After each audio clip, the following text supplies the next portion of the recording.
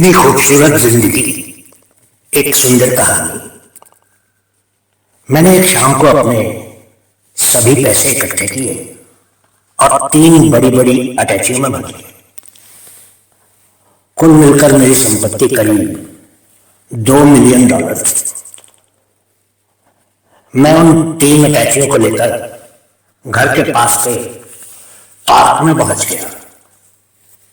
मेरी अटैचियों में 1, 5, 20, 50 और $100 के नए कड़क नोट थे।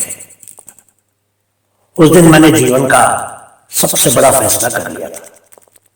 मैं अपनी दौलत गरीबों में बांट देना चाहता था। अंधेरा हो गया था और आसपास की सभी दुकानें बंद हो गई थी। मेरे लिए उन 3 अटैचियों को उठाकर पार्क तक ले जाना बहुत ही कठिन अनुभव था। मैं उन अटैची को एक बेंच के पास रखकर उस बेंच पर बैठ गया।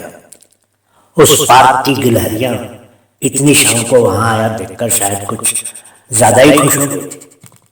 उनको मुझसे शायद कुछ खाने की चीज पाने की उम्मीद थी।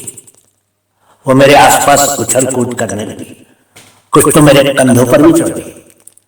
मैंने उन गिलहरियों को अपनी लिखी हुई एक कविता गाकर सुनाई। मुझे लगा कि जैसे वो गिलहरियां मुझसे बहुत प्रभावित थी। तभी कुछ चिड़िया और खरगोश भी मेरे चारों तरफ इकट्ठे हो गए। वो सभी नन्हे नन्हे प्यारे जीव मुझे देखकर हैरान थे।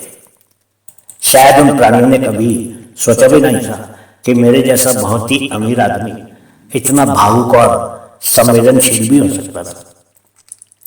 उनको शायद यकीन ही नहीं हो रहा था कि मेरे जैसा इतना अमीर आदमी इतनी भावुक कविता लिख सकता था और फिर उस कविता को सबके सामने सुना भी सकता था।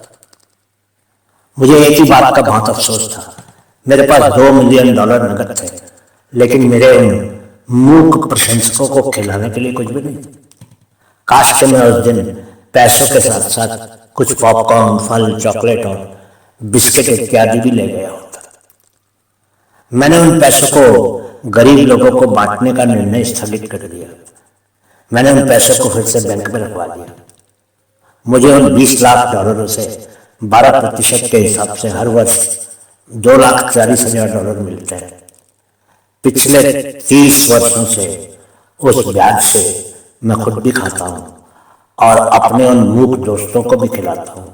मेरे वो दोस्त पार्क में हर सुबह और शाम मेरा इंतजार करते हैं और मुझे थैली लेकर आते देखकर मेरे बेंच के चारों तरफ इकट्ठा हो जाते हैं और फिर एक एक करके मेरे हाथों से अपनी अपनी पसंद की खाने की चीजें ले जाते हैं।